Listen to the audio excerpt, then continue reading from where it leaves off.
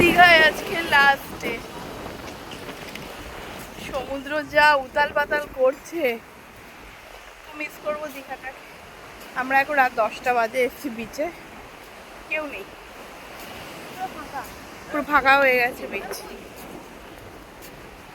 ওরা ওই দিকটা বসেছে, দারুণ লাগছে। কিন্তু একটা পূর্বাভাস আছে যে দীঘায় নাকি রাত্রিবেলা হবে হলো ঝড় আর বৃষ্টি।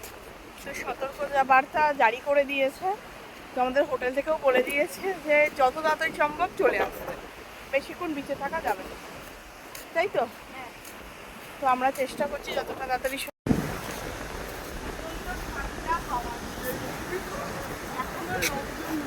বসে আছে, দারুণ হাওয়া দিচ্ছে, তাই তো? হ্যাঁ মানে একদম। এখানে দাঁড়ানো যাচ্ছে না, হাওয়া লাগছে।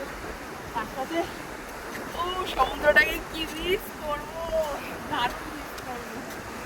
মানডে থেকে আবার সেই অফিস। এই যে তোমরা দেখে নাও,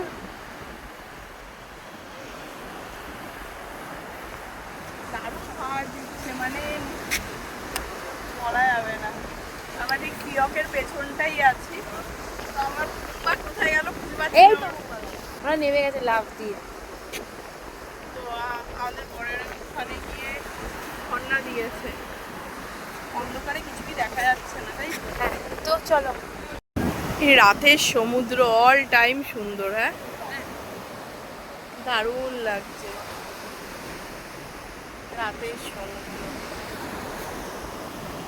নিজের চোখে না দেখলে সমুদ্র বোঝা খুব মুশকিল। কি লাগছে ভাই।